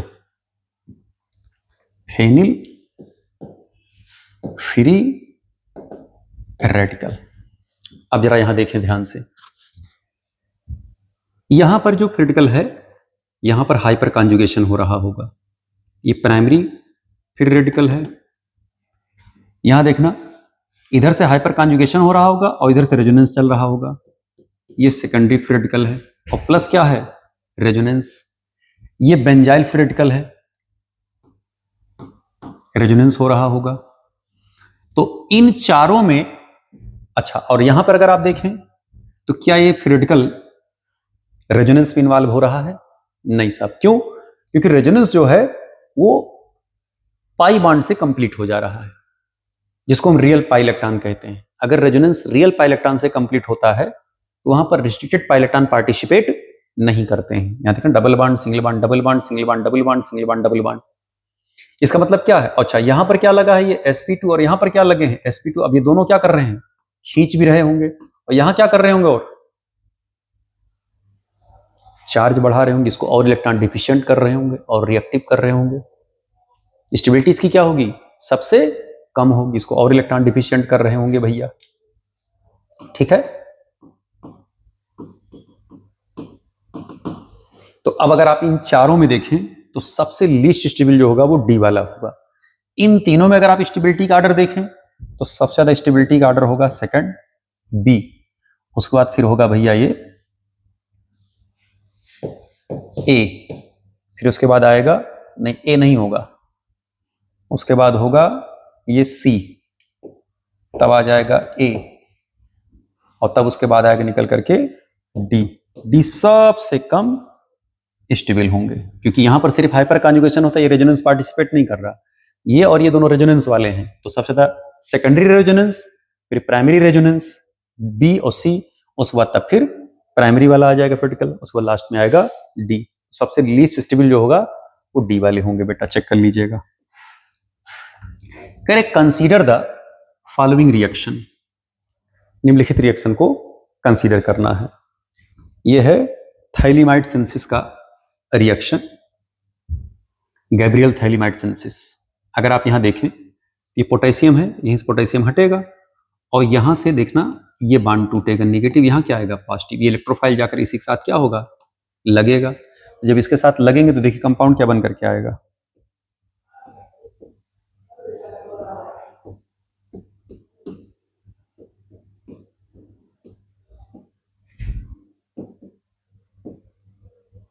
यहां लगेगा ये CH2 CH CH2, और बाद में इसको क्या करा जा रहा है भैया, हाइड्रोलाइज किया जा रहा है एक्वस मीडियम में, ठीक है। तो इस बॉन्ड टूट जाएगा, यहाँ पॉजिटिव यहाँ निगेटिव, ये भी टूटेगा, यहाँ निगेटिव यहाँ पॉजिटिव, इधर जाएगा H, इधर जाएगा OH, इधर जाएगा H, इधर जाएगा OH, ठीक है।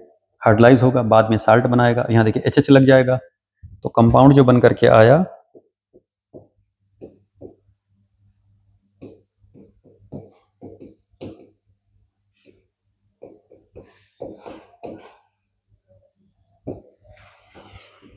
सोडियम थाइलेट बना, और साथ में ये कंपाउंड बनेंगे।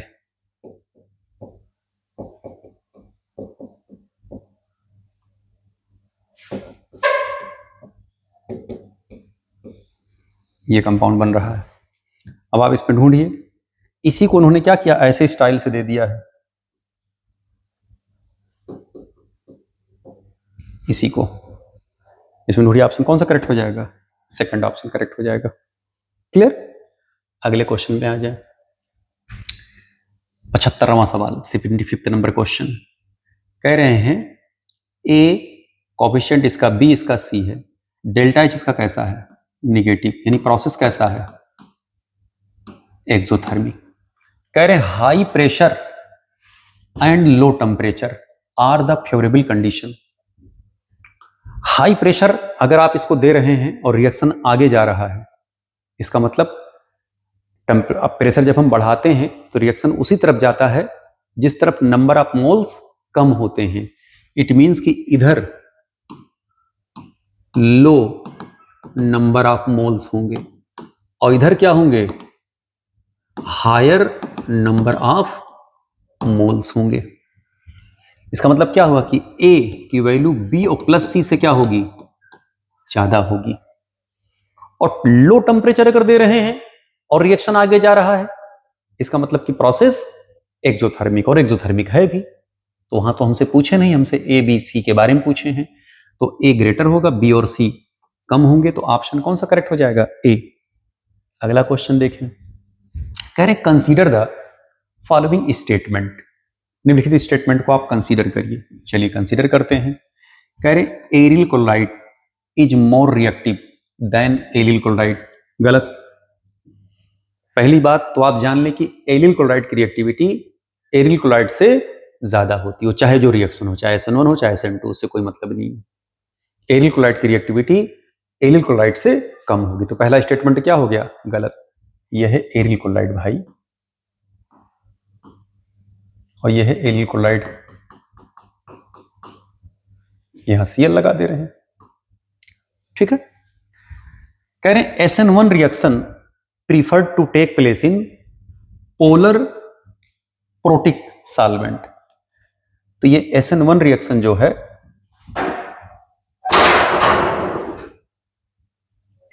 SN1 reaction is preferred to take place in polar aprotic solvent. जरा बताइए, आपको पढ़ाया गया है कि SN1 reaction polar protic solvent में फेवरेबल होता है और SN2 reaction polar aprotic solvent में। यहां पर क्या दिया गया है, कह रहे साहब SN1 reaction is preferred to take place in polar aprotic solvent. ये भी स्टेटमेंट क्या हो गया, रॉन्ग। और पहला वाला रॉन्ग ऑलरेडी है, पहला वाला पहले से ही भैया रॉन्ग है, ये भी रॉन्ग हो गया, ए बी हो गए रॉन्ग। अब जरा सी वाले पढ़िए, यही एक भरोसा है। कह रहे for chiral alkyl halide during SN2 reaction mechanism inversion of configuration take place. बिल्कुल करेक्ट। इसी तो हम वाल्डेन इन्वर्जन कहते हैं, जब हम कायराल एल्किलाइड लेकर के चलते हैं और इन्वर्ट करके प्रोडक्ट हमारा बन करके आता है, इन्वर्जन होता है। और वैसे भी SN2 रिएक्शन में इन्वर्जन होता ही होता है, चाहे कायराल लें चाहे ना लें, लेकिन कंसिडरेशन हम वार्डेन इन्वर्जन के रूप में ही उसको करते हैं। तभी हम इसको पहचान पाते हैं कि साहब उसका कॉन्फ़िगरेशन चेंज हो गया। अगर डी था तो एल में चला जाता, अगर एल है तो डी में कन्वर्ट हो जाता है। इट मीन्स कि जो सी वाला स्टेटमेंट है वो गलत नहीं बल्कि सही है। इसमें सिर्फ और सिर्फ सी स्टेटमेंट करेक्ट होगा भैया। अगले सवाल पे आ जाए। कह रहे थे reagent are in given sequence of chemical reaction. अगर आप यहां देखें बेटा तो यहां पर डाइजोटाइजेशन हो रहा है, डाइजोनियम साल्ट बना। डाइजोनियम साल्ट को हटा करके और यहां पर H अगर कोई लगाएगा तो H देने वाला कोई रिएजेंट चाहिए। H देने वाला कौन सा रिएजेंट होता है, रिड्यूसिंग एजेंट। डाइजोनियम साल्ट के लिए जो रिड्यूसिंग एजेंट हम लोग इस्तेमाल करते हैं, आपको लिखवाया गया है ये एथिल अल्कोहल, और दूसरा लिखवाया गया है H3PO2 हाइपोफॉस्फोरस एसिड। आप देखिए यहां पर एथिल अल्कोहल भी दिया गया है, हाइपोफॉस्फोरस एसिड भी दिया गया। तो इसमें आर कौन से हो सकते हैं, दोनों करेक्ट हो सकते हैं। स्पष्ट। 78 नंबर क्वेश्चन पे आ जाए। कह रहे decomposition of H2O2 follows first order reaction in 50 minutes the concentration of H2O2 decreases from 0.5 to 0.125 molar in one such decomposition, यानी कि 50 मिनट लग रहा है भैया 0.5 से 0.25 आने में। कह रहे when the concentration of H2O2 reaches 0.05 molar the rate of formation of O2। पहले तो आप ये जान लें, ये है H2O2, H2O में गया और हाफ O2 में कन्वर्ट हुए। ठीक है, अगर आप इनका रेट इक्वेशन को एक्सप्रेस करें तो हो जाएगा rate of reaction that is -dC/dt equal to होगा rate of H2O2, rate of H2O equal to 1/1/2। तो 2 कहाँ चला जाएगा? ऊपर तो जाएगा twice of rate of O2 के। ठीक है, ये रिएक्शन का पूरा रेट निकल करके आया। और अगर आप रेट निकालेंगे तो रेट इक्वल टू होगा रेट कांस्टेंट के, ये होगा कंसंट्रेशन एट टाइम टी पर। ठीक है, हमसे पूछा जा रहा है कि rate of formation of O2, तो हम इसके जगह पर ये वैल्यू ले आकर के पुट कर सकते हैं कि नहीं कर सकते हैं? बिल्कुल कर सकते हैं। Twice of rate of O2 equal to rate constant के और टी टाइम पर कंसंट्रेशन। ठीक है, हमको के चाहिए। के निकालने के लिए हम ऐसे भी तो लिख सकते हैं twice of rate of O2 0.693 अपान क्या हो जाएगा? हाफ लाइफ के इंटू टी टाइम पर कंसंट्रेशन। जरा बताइए हाफ लाइफ कितना होगा?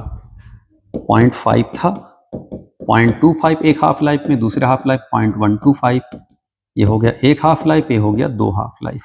तो 2 हाफ लाइफ इक्वल टू कितने मिनट क्या आ रहा है? 50 मिनट के। यहां से यहां तक की टाइम कितना लग रहा है? 50 मिनट। तो हाफ लाइफ कितना हो जाएगा? 25 मिनट। तो हम यहां क्या रख सकते हैं?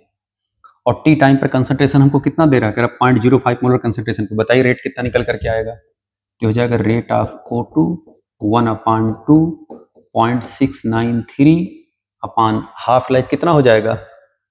ये हो जाएगा 25 मिनट। ये हो जाएगा 0.05। ये जब आप सॉल्व करेंगे तो आ जाएगा 6.93 इंटू 10 की पावर -4। इसमें चेक कर लीजिएगा ऑप्शन कौन सा करेक्ट हो जाएगा भैया?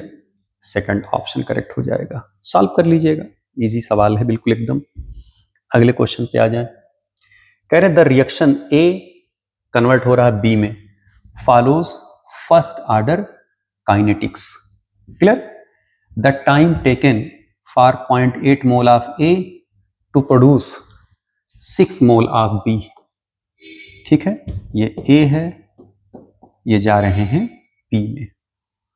ठीक है, कह रहे what is the time for conversion of 0.9 mole of A to produce 0.675 mole of B के। ठीक है, अब यहां जरा सवाल देखें कैसे सॉल्व होगा। फार्मूला आपको एक पढ़ाया गया था बेटा कि T2/T1 equal to log A0/AT, T2 time पर और log A0/AT T1 टाइम पर। ठीक है, हमें T1 दिया गया है। कितना दिया गया भैया? T1 दिया गया है हमें टाइम टेकन 0.8 से 0.6 मोल होने में 1 घंटा लग रहा है। तो हो जाए 1 घंटा लगा, ये हो जाएगा log, ध्यान दीजिएगा 0.8 मोल ऑफ ए लेकर के चले थे और बी कितना बना? 0.6। तो ध्यान दीजिएगा ये 0.8 लेकर चले थे, 0.6 ये ए का नहीं बच रहा है, बी का बन रहा है 0.6, यानी कि ए बचा कितना? अगर 0.6 बी बन रहा है टी टाइम पर तो 0.8 में से 0.6 घटा दें कितना आ जाएगा? 0.2। तो ये हो जाएगा 0.8 अपान हो जाएगा 0.2। ऐसे यहां हो जाएगा T2। और इनके केस में देखिए log, यहां पर इनिशियल मोल कितना लेके चल रहे हैं? 0.9, तो यहां 0.9 रखे। अब देखिए, अब T2 टाइम के बाद A को घट करके आना चाहिए, तो घटा हुआ वैल्यू A का नहीं दे रहे हैं, B का दे रहे हैं, B का। तो जब आप इसमें से घटाओगे 0.900 में से 0.675 तो आ जाएगा 0.225, ये हो जाएगा 0.225। ये हुआ A0 अपान 80। काट दीजिए इसको, ये 4 बार जाएगा, 1,04,000 अपान 1,04,000। वैल्यू कितनी आ गई? 1। यानी कि T2 कितना निकल करके आ गया? वो भी 1 ही घंटा निकल करके आएगा। तो इसमें आंसर कौन सा करेक्ट हो जाएगा? सेकंड ऑप्शन करेक्ट हो जाएगा। सवाल को गौर से समझिएगा। अगर आप 0.9 A0 रख रहे हैं और 80 0.675 रख रहे हैं तो सवाल गलत हो जाएगा। ये जो वैल्यू है ये B का है, प्रोडक्ट का है, और हमें बचा हुआ वैल्यू किसका रखना है? रिएक्टेंट का। तो रिएक्टेंट का वैल्यू कितना बचा है, प्रोडक्ट की वैल्यू को उसमें से घटा करके रखेंगे। स्पष्ट? अगले क्वेश्चन पे आ जाए। कह रहे which of the following gives blood red colour with potassium thiocyanate. तो ये है पोटेशियम थायोसाइनेट का रिएक्शन फेरिक आयन के साथ जब आप कराएंगे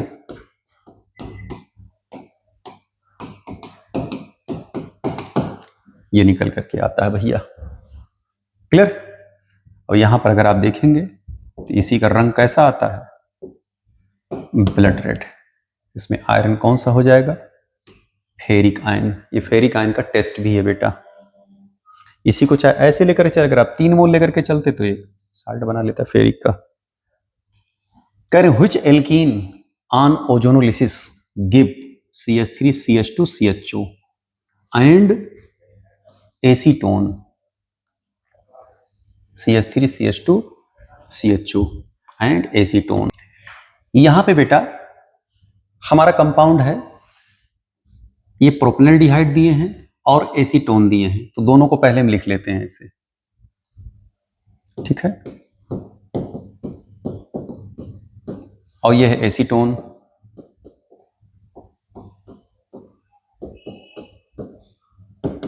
ठीक है, इन दोनों को आप जोड़ दीजिए।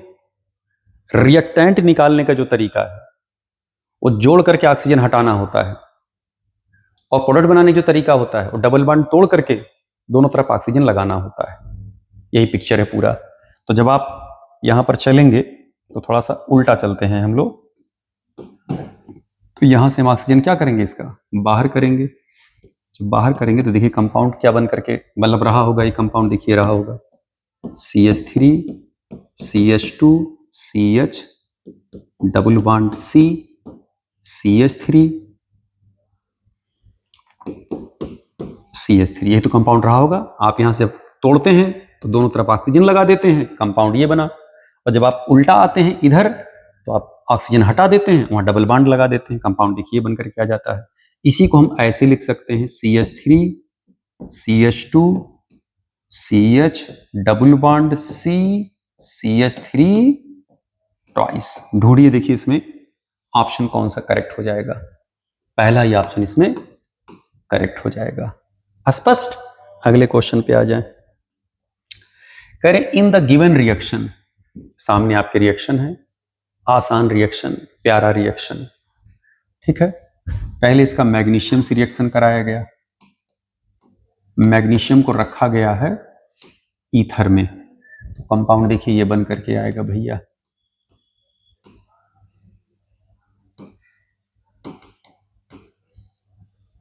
ये बना, और बाद में इसका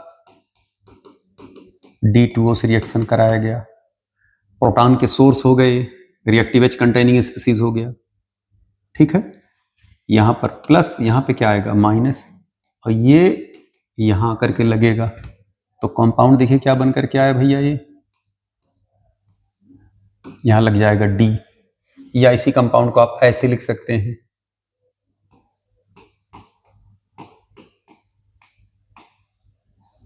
ये प्रोडक्ट बन करके आएगा।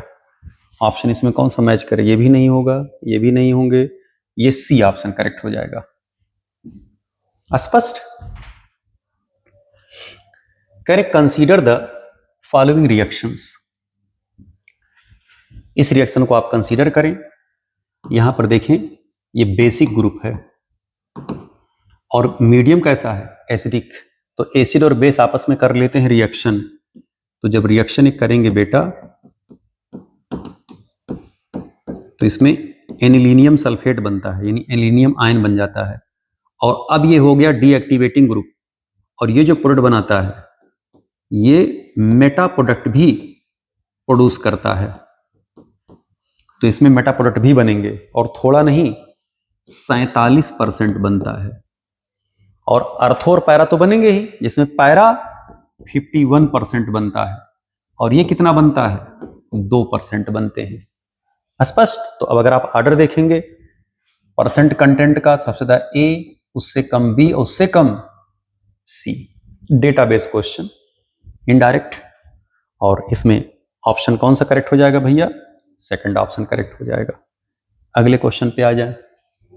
कह रहे identify correct statements from the following. कह रहे इसमें बताओ कौन सा स्टेटमेंट करेक्ट है और कौन सा इनकरेक्ट। तो हमें करेक्ट वाला बताना है। पहली चीज तो आप जान ले, first ionisation enthalpy of sodium is greater than potassium. तो सोडियम ऊपर है, पोटेशियम नीचे है। जैसे जैसे आप ऊपर से नीचे आते हैं, आयनाइजेशन एंथैल्पी क्या होती है, घटती जाती है। यानी कि पहला स्टेटमेंट जो है ये करेक्ट है। ठीक है, पहला स्टेटमेंट भैया करेक्ट है, साफ साफ लिखते हैं अलग कलर में, करेक्ट है। दूसरा कह रहे second ionisation enthalpy of sodium is greater than magnesium. अब जरा सेकंड आयनाइजेशन एंथैल्पी देखें, ये सोडियम प्लस हो गया और मैग्नीशियम प्लस हो गए। ठीक है, अब यहां से हम फर्दर इलेक्ट्रॉन निकालना चाह रहे हैं, और यहां से हम फर्दर इलेक्ट्रॉन निकालना चाह रहे हैं। ठीक है, जरा बताइए, ये हमारा इनर्ट गैस कॉन्फ़िगरेशन एक्वायर्ड कर लिया है। तो अब इससे इलेक्ट्रॉन निकालना मुश्किल होगा, हमें एनर्जी ज्यादा देनी पड़ेगी बेटा। और ये क्या है, ये तो जल्दी से इनर्ट गैस में आना चाहेगा, तो हमें एनर्जी क्या है, बहुत कम ही देनी होगी। तो सेकंड आयनाइजेशन एंथैल्पी अगर आप देखेंगे तो सोडियम आयन का ज्यादा होगा, सोडियम का इन कंपैरिजन टू मैग्नीशियम। इसका मतलब कि ये भी स्टेटमेंट क्या है, करेक्ट है। कह रहे हैं फर्स्ट, इसमें देखें ध्यान से, कह रहे हैं साहब first of magnesium is greater than sodium. कह रहे साहब जो फर्स्ट आयनाइजेशन एंथैल्पी है, first ionisation enthalpy of magnesium is greater than sodium. First ionisation enthalpy magnesium का सोडियम से ज्यादा क्यों होगा, इधर देखना, ये सोडियम है, ये मैग्नीशियम है, इसी के बगल में एल्युमिनियम है। ठीक है, यहां पर अगर आप देखें तो 1s2 2s2 2p6 3s1, और यहां पर क्या हो जाएगा भैया, इसका 2p6 3s2, ये कॉन्फ़िगरेशन हुआ। इनका हो जाएगा 2p6 3s2 3p1। अगर आप यहां देखें तो इसका इलेक्ट्रॉनिक कॉन्फ़िगरेशन 3s का देखें तो s का ऑर्बिटल में दोनों इलेक्ट्रॉन भरे हुए हैं, जबकि इसमें क्या है, एक इलेक्ट्रॉन है। तो ये स्टेबल कॉन्फ़िगरेशन एक्वायर्ड कर लिए हैं, और ये इसके कंपैरिजन में लेस। तो मैग्नीशियम का जो आयनाइजेशन एंथैल्पी होगा सोडियम से ज्यादा होगा। तो फर्स्ट आयनाइजेशन एंथैल्पी मैग्नीशियम का ज्यादा होता है सोडियम से, जबकि second ionisation enthalpy sodium ion का ज्यादा होता है मैग्नीशियम से। क्लियर। तो ये स्टेटमेंट जो है first ionisation enthalpy first of magnesium is greater than sodium, तो ये करेक्ट स्टेटमेंट है, ये भी भैया। ठीक है, कह रहे helium has second largest ionisation value in periodic table. गलत। क्यों, इधर देखना, हीलियम, नियान, आर्गन, ये है फर्स्ट पीरियड, ये है सेकंड पीरियड, और ये है थर्ड पीरियड। अब अगर आप यहां देखें तो लेफ्ट से राइट चलने पर आईपी बढ़ता है, लेफ्ट से राइट चलने पर आईपी बढ़ता है।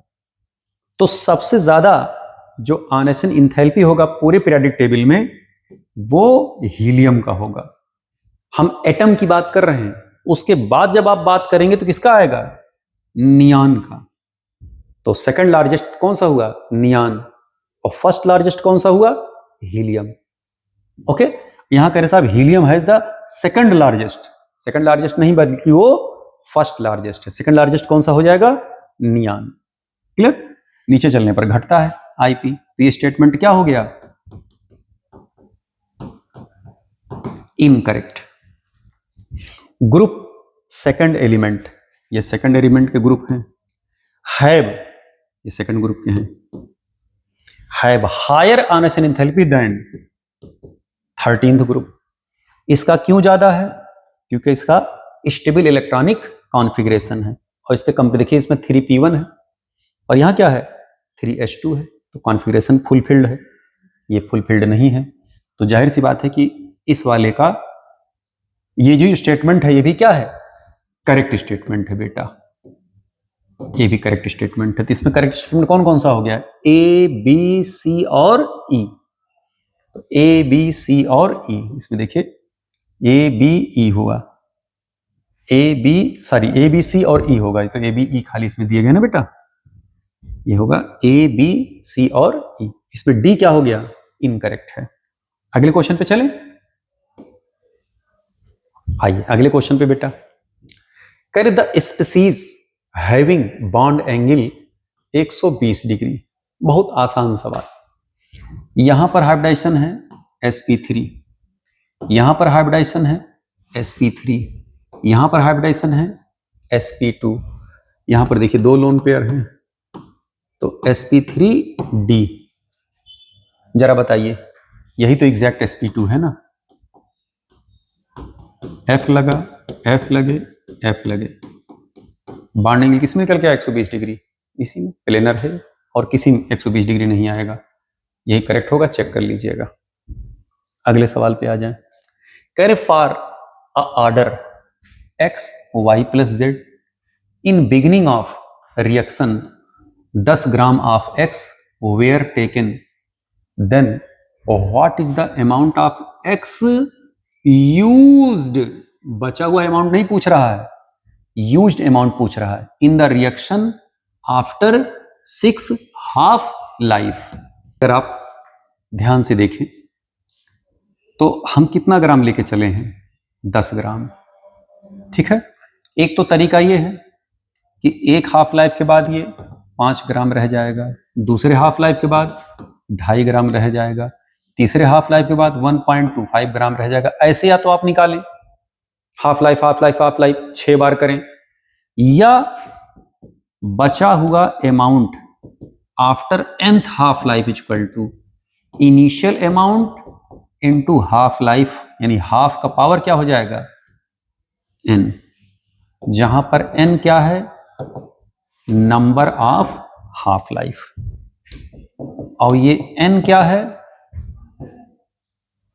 अमाउंट, या कह सकते remaining amount, remaining amount after nth half life. तो जरा बताइए हमारा जो अमाउंट हो बचा कितना? A0 हम कितना लेके चल रहे हैं? 10 ग्राम। 1/2 का पावर हो गया 6, ये हो जाएगा 10 अपान ये हो जाएगा 64, 10/64, ये हो जाएगा 0.156। इतना ग्राम बचा। याद रखें, हमसे बचा हुआ अमाउंट नहीं पूछा जा रहा बेटा, समझिए जरा ध्यान से। हमसे पूछा जा रहा कितना यूज हुआ। तो यूज्ड अमाउंट ये होगा A0 माइनस 80, ये हो जाएगा 10 माइनस 0.156, ये लगभग आएगा 9.8 ग्राम के आसपास। इसमें आंसर कौन सा करेक्ट हो जाएगा? सेकंड ऑप्शन करेक्ट हो जाएगा। स्पष्ट? आसान सवाल था। अगले क्वेश्चन देखिए। Correct consider thiol ions and alkoxy anions, which of the following statement is correct? ये है RSH, ये है ROH। ठीक है,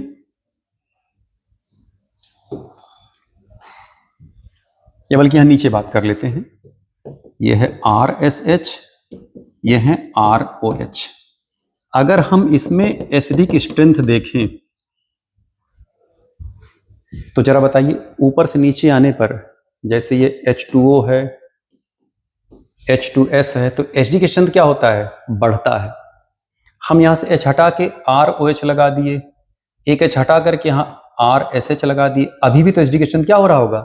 बढ़ रहा होगा, क्योंकि H जल्दी ये रिलीज करेगा, बॉन्ड लेंथ इसका बढ़ जा रहा है, एसिडिक स्ट्रेंथ इसकी ज्यादा, क्योंकि इसके कॉन्जुगेट बेस की स्टेबिलिटी ज्यादा होगी। तो यहां पर एसिडिक स्ट्रेंथ इसकी ज्यादा, इसकी कम होगी। अब अगर आप यहां बेसिक स्ट्रेंथ देखेंगे तो बेसिक स्ट्रेंथ जो होगा बेटा इसकी ज्यादा होगी। ठीक है, तो पहली चीज तो क्लियर हो गया कि बेसिक स्ट्रेंथ RO माइनस की ज्यादा होगी देन RS माइनस के। अब अगर हम न्यूक्लियोफिलिसिटी देखें तो न्यूक्लियोफिलिसिटी जो होता है इनवर्सली प्रोपोर्शनल किसके होता है? इलेक्ट्रोनिगेटिविटी के। ठीक, अब जरा बताइए O की इलेक्ट्रोनिगेटिविटी ज्यादा है या S की ज्यादा है? O की ज्यादा है। तो अगर O की ज्यादा होगा तो इसकी न्यूक्लियोफिलिसिटी क्या होगी? कम, और इसकी क्या होगी? ज्यादा। तो जब हम न्यूक्लियोफिलिसिटी देखेंगे तो हो जाएगा,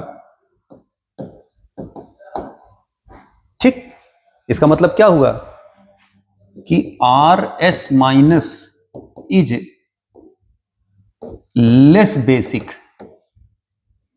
देन RO माइनस, और RS minus is stronger nucleophile than RO minus. इस निष्कर्ष पर हम लोग पहुंचे। अब आप इसमें ढूंढिए स्टेटमेंट कौन सा करेक्ट है। RS minus is less basic, बिल्कुल correct, and more nucleophilic than RO minus. इसमें पहला ही स्टेटमेंट क्या हो गया? करेक्ट, और सारे स्टेटमेंट गलत हैं। चेक कर लीजिए अभी तुरंत के तुरंत। हम किनारे हट जा रहे हैं भैया, ये लीजिए, खींच लीजिए फोटो। क्लियर, अगले सवाल पे आ जाएं। कह रहे given the standard oxidation potential, iron ferrous में जा रहा है, इसका देखिए E0 वैल्यू प्लस है, इसका मतलब रिएक्शन कैसा हो गया? स्पॉन्टेनियस। लेकिन इसकी वैल्यू क्या हो गई? निगेटिव, यानी रिएक्शन कैसा हो गया? नॉन स्पॉन्टेनियस, यानी फेरस फेरिक में नहीं जाएगा अगर हम ऐसे न्यूट्रली लेकर के चलें। जब हमने मीडियम को बेसिक किया, देखना ये भी क्या हो गया? स्पॉन्टेनियस। ये भी देखिए हो गया प्लस। अब ये भी प्रोसेस कैसा हो गया? स्पॉन्टेनियस। इसका मतलब कि अगर मीडियम को बेसिक करें तो फेरस फेरिक में कन्वर्ट हो जाएगा। तो आप ढूंढिए इसमें कौन मीडियम है जो फेरस को फेरिक में ले जाएगा? Alkaline medium. सवाल में देकर given standard oxidation potential this it is easier to oxidise ferrous to ferric. तो किस मीडियम हम फेरस को फेरिक में कन्वर्ट कर ले जाएंगे? एल्कलाइन मीडियम में। अगला क्वेश्चन देख लें भैया। कह रहे aldol condensation may not take place in. अगर आप देखें तो इसके पास भी अल्फा H मौजूद है, इसके पास भी अल्फा H मौजूद है, और इसके पास भी अल्फा H, और इसके पास भी अल्फा H मौजूद है। लेकिन अगर आप इसको देखें तो इसके पास एक अल्फा H है।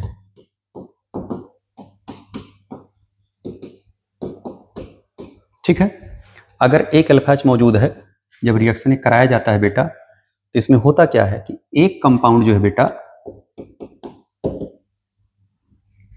अपना रिएक्शन देता है, और दूसरा कंपाउंड क्या करता है? ये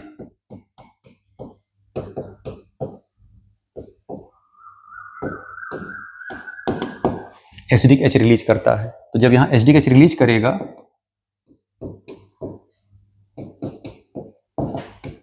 तो देखना ये कार्बन आयन बन करके आएंगे। ठीक है, और यही H जाता है यहां पर लगता है। जब यहां पर जाकर के लगते हैं तो कंपाउंड देखिए बन करके आएगा CH3 CH CH3 CH, यहां लग गया OH, यहां लग गया C, CH3 CH3 CHO, ठीक है। अल्फा ये है बीटा, ये बना क्या, बीटा हाइड्रोक्सी एल्डिहाइड, इसी को हम क्या कहते हैं, एल्डोल कहते हैं, ठीक है। रिएक्शन तो चारों देंगे, लेकिन चारों में सबसे सबसे सबसे डिफिकल्ट या हो सकता दे भी ना रिएक्शन कौन सा होगा, सेकंड वाले का होगा। क्यों? क्योंकि इसका जो कार्बन आयन होगा ये होगा लीस्ट स्टेबल। दूसरे, जब आप इस न्यूक्लियोफाइल के साथ ले जाकर के जोड़ेंगे तो यहां पर देखिए बल्कि बल्कि ग्रुप मेथिल लगे हुए हैं, ठीक है। ये करेंगे क्या, देखिए ये बल्कि ग्रुप जो मेथिल लगे हुए हैं ये हिंड्रेंस जनरेट करते हैं। यही कारण होता है अगर अल्फा पोजीशन पर एल्काइल ग्रुप लगे हैं, यानी कि alpha alkyl derivative of aldehyde या कीटोन अगर आप लेकर के चलते हैं तो वो वेरी वेरी लीस्ट रिएक्टिव होते हैं टुवर्ड्स एल्डोल कंडेंसेशन। क्यों? Steric hindrance. और दूसरे जो कार्बन आयन बन करके आता है वो very very least stable carbon ion होते हैं, क्योंकि रिएक्शन बेसिक मीडियम का है और ये कार्बन आयन के थ्रू, इंटरमीडिएट के थ्रू ये प्रोसीड करते हैं। तो इसमें आंसर कौन सा करेक्ट हो जाएगा बेटा, बी। 90 नंबर वाले सवाल पे आ जाएं। कह रहे which of the following value of heat of formation indicate that product is least stable. पहले तो आप ये जान लें डेल्टा एच होता है ईपी माइनस किसके, ER के। अगर डेल्टा एच निगेटिव है तो प्रोसेस कैसा होता है, एक्सोथर्मिक। और डेल्टा एच अगर पॉजिटिव होता तो प्रोसेस कैसा होता है, एंडोथर्मिक। यहां पर ईपी की वैल्यू ER से कम होता है। अगर आप स्टेबिलिटी इसमें देखेंगे तो प्रोडक्ट की स्टेबिलिटी ज्यादा होती किसके, रिएक्टेंट के। इसमें जो होता है EP is greater then ER होता है। अगर आप स्टेबिलिटी देखेंगे तो प्रोडक्ट की स्टेबिलिटी कम होती है देन रिएक्टेंट के, ठीक है। इसका मतलब क्या हुआ, किस रिएक्शन के प्रोडक्ट की स्टेबिलिटी कम होगी, एंडोथर्मिक रिएक्शन का। तो एंडोथर्मिक रिएक्शन कौन कौन है, एक ये और दूसरे ए, ठीक है। अब जरा ध्यान दीजिएगा, प्रोडक्ट की एनर्जी जितने ज्यादा होगी, कहते साहब एनर्जी इनवर्सिव प्रोपोर्शनल किसके होता है, स्टेबिलिटी के।